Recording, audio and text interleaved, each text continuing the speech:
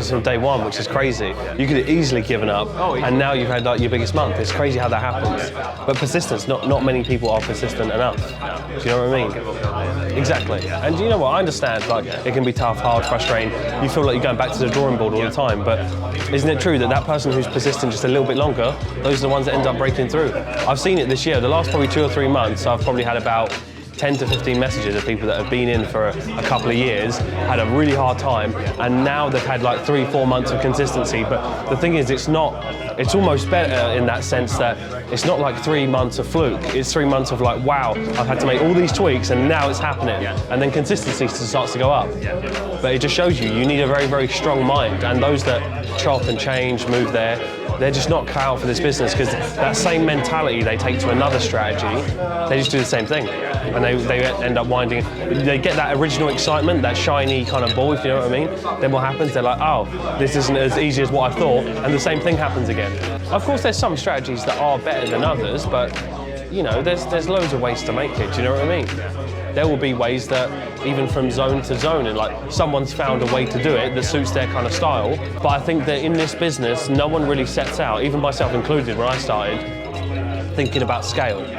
You learn a strategy thinking that, well, that strategy will be able to trade anything. And then you start to realize, well, that's actually not the case. Because if we started scalping, right, if I originally started on scalping, 3 years in, I'd be like, I can't do this on 100K or 200, 300. I mean, it's possible, but very emotional. Imagine taking like a 7 pip stop, 7 pip target, and you're filling out the deal ticket at £10,000 a position. You're just not going to do it. It's like a nothing candle. Yeah, he just moves. Yeah, it's ridiculous. It's an amateur way of trading. I like what Falcon's doing. I wanted to clean up the industry from the very beginning. I believe that we've done that a lot.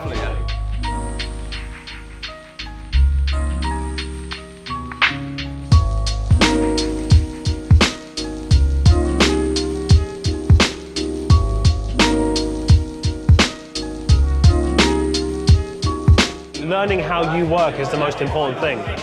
It's the most important thing. And that's why having so many processes is so important, because like what you said earlier, you go full-time trading, it goes downhill, doesn't it? Because you're so, oh, well, I've got all this time. But if you have so many key processes to do, you almost don't have time to be reckless, because you can pull yourself up on it and be like, oh, I didn't wake up and do what I know. I didn't journal when I normally journal. So you can find out very quickly. But I know what that feels like. Trading's such a good reflection of your own psychology.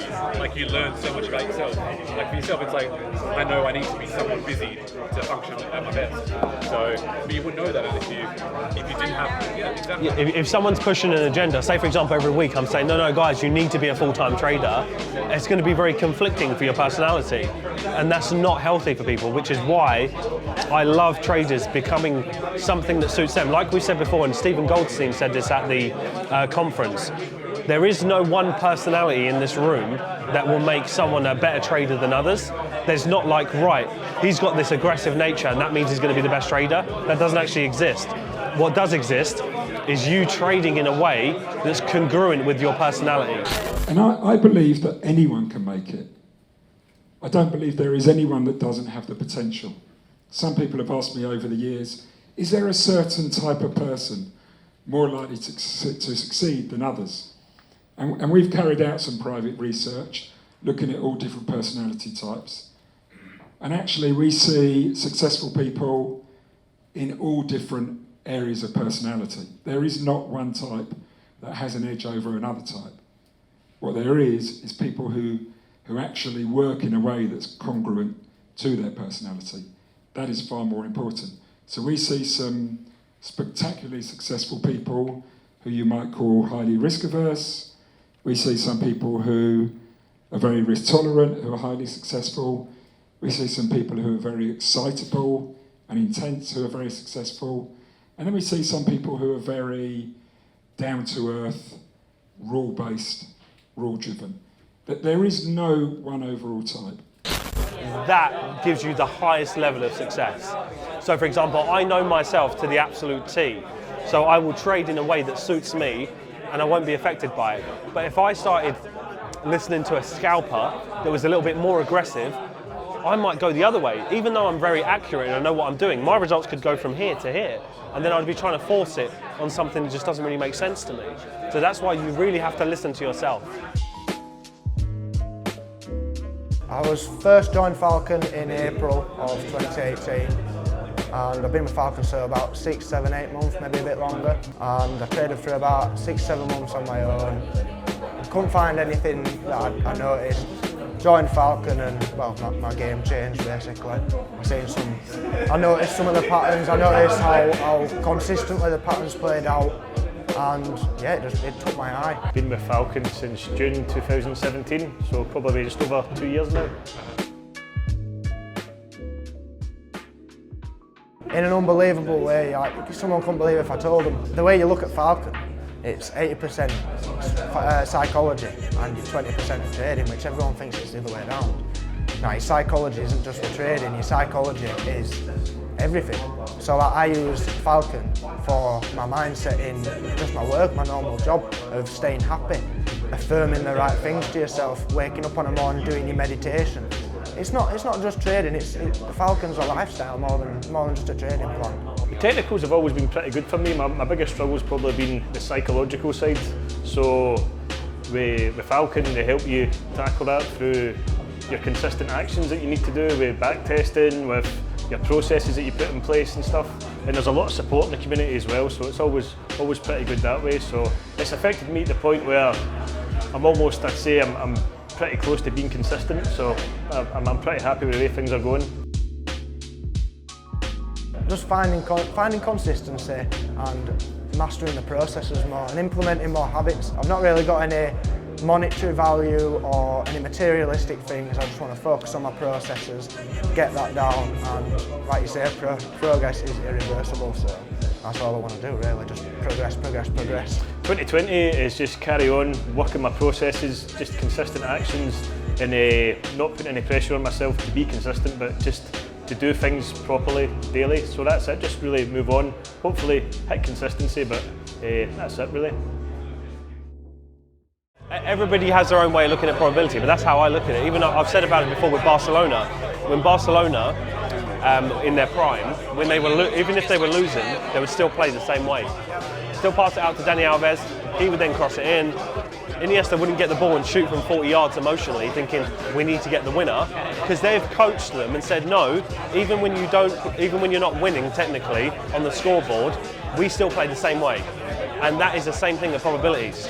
You have to do the same thing, even if it's not working. You have to be able to deal with that it might not work. You might lose one game, but you'll still win the season. You see what it's probabilities. You don't have to be right every time to win. And at the beginning stage, it's hard for a trader to get that in their mindset. But once you just give it a little bit of time, you start to think, okay, that's fine. And you just have to accept that the best trade in terms of tick box, like it's got high time frame structure, this pattern, it didn't play out perfect, probabilities. If I take that 10 times out, 8 times out of 10 it'll work out. And then you put that in your journal as like, that's one of those trades. The worst thing is taking an incredible setup, it not play out, get annoyed about it, question why it's not what's wrong, and then ignoring that. But the best thing is saying, no, that was in my plan. This is actually an incredible setup. I'm looking forward to taking this again when it appears. And I know if I take this consistently, I'm going to be on top. People only get emotional because they risk more than what they should. It's that simple. I've seen it because I've been there. When people get really emotional and they're saying, oh, that trade, it's not normally the trade. It's because they got excited and risked 5% of their account and they're annoyed at themselves, but they won't tell you. And I know that because I've been there years ago. And that is what it is. But once you can just, because really and truly 1% means nothing. So when I see someone getting really emotional, I can almost guarantee they've risked about 6% because their mind's gone, no, this is good, I'll do this once, and once I get up and I get out of this hole, or whatever it is, if they're in a little bit of drawdown, then I'll start risking 1%. No, wrong mindset. Guys, I'm going to keep my voice as much as possible because you know it's a little bit sore, so these guys will probably do a little bit more talking, but how have you guys found it today? Have you enjoyed it? Yeah. It's been really, really good. Manchester has always been a place where we really love. It was actually the very first meetup. Where else was it? And Coach, that was it. The very, very first meetup. You guys, some of you have been there from the very, very beginning. So it's incredible to see that grow. And even though it's in a smaller room, I mean, the conversations today have just been incredible. So super inspired, and the meetups are just going to continue to grow. So we've got some really big things happening. We thought we'd do a little bit of a Q&A, just any kind of questions, trading questions, mindset questions, and you can pick the coach's brains as well. Who took CAD yen towards the end of last month and then closed it in this month? Quite a few people. When you closed it at the start of this month on like the 1st or the 2nd, did you notice a difference in your mindset when you start the month off like on the front foot and you just feel like, okay, I don't need to like rush into anything, I can just wait for them better, higher quality setups? Did anyone have that sort of feeling? I think it just highlights the importance of, like, we don't need to be in the market every single week to get like decent returns. Just got to pick and choose. Like we've said it so many times before, like being a good trader is just about like when not to be in the market just as much as when you are. I think that's an important topic to feel good about it. I was talking to quite a few of you today. Who feels good equally being in the market and not being in the market? Yeah, it feels really good, doesn't it? When you don't feel good, when you're not in the market, that's when of course you're going down the wrong path. But almost like what we were talking about, Phil, shut the laptop, you know a trade's not ready, it's not in your plan, it might be 2 or 3 days away, it might be a day away, feel comfortable with that. Imagine in the future, some of you may have kids, might not have kids. If you do have kids in the future, think about what you're doing now. How would you do that at scale if you had 2 kids or 3 kids, etc.? It's going to be more difficult. What if you have another business? So if you're relying on always being by the screen constantly, and you actually do well that way, how are you going to sustain that for 10, 20 years? It's going to be more difficult. So that's why when we talk about scale, we're thinking about the bigger picture, because that's the reality of life, right? So scale's huge.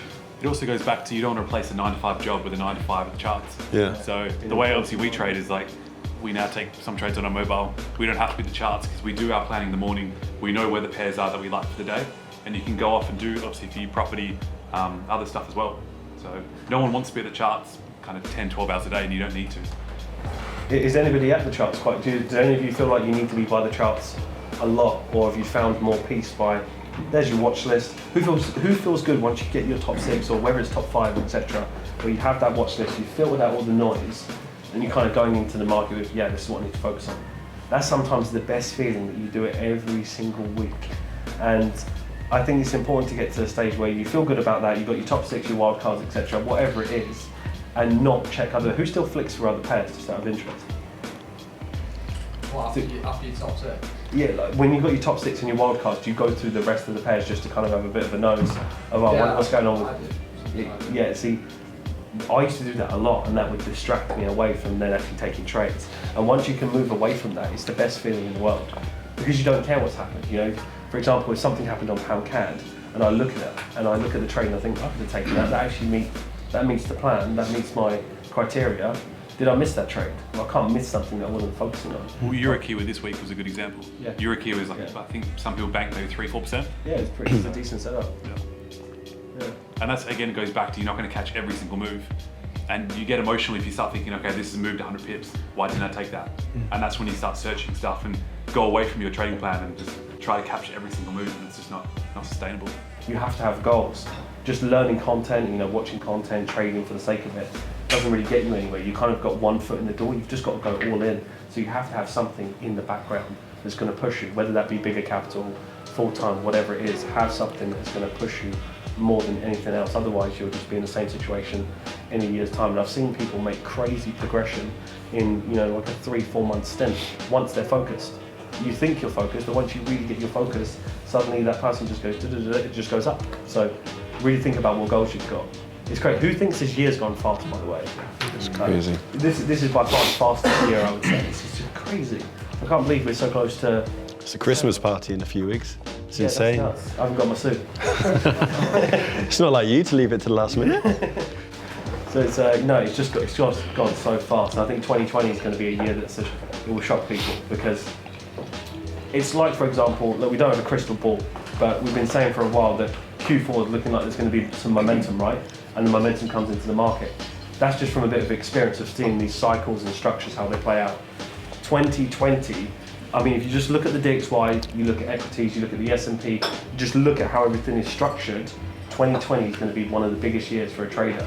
So if you've, and we were talking about this before, if you've kind of even done reasonably well in this year, like you're not even going to be ready for what 2020 is going to bring structurally, because you're seeing mini impulses and taking advantage of, like CAD yen or Aussie yen. That's just a small run. That's not direction. That's just a bit of a move. Once these really start trending, the DXY commits to itself, pound dollars on a longer term, there's just so much more for us to take advantage. So see this year as a lesson, and then we haven't had a scale in like, or a couple of scale ins, you know, for a while because we've just kind of chopped around a bit. Exactly. And again, go back to, we were talking about this before, go back to your language. I've been talking to people and like, how'd you go this month? And they're like, oh, like, okay, they're up 5-6%. And it's like 5% a month is what, like, compounded, that's 100% a year, or close enough. Like, that's some very, very good results. Just because you have this figure in your head, I have to hit double digits to be a good trader. You may only think that because you're trading small at the moment, but it goes back to scalability. Like 5% on a bigger account, you're doing very well. But even if 5% on like in these market conditions, that sets you up well for the next year when that 5% could be 15% very easily. And even if it's not like percentage, even if you're not in the, you know, the positive for the month, if you're doing that break-even dance or slightly negative, like your progression's not only measured in returns or money. It's like there's been some pretty tough conditions this year, but if you use that, like look for the positives in those hard lessons and like just use this as a period to refine your skill set and get better and better at your management, your entry game, knowing when to be in the market, when not to be in the market, you can turn it to your advantage and just refine that process to the T so that when the market does kick on next year, or now it's already starting, but even more so next year, you'll be all the better for it.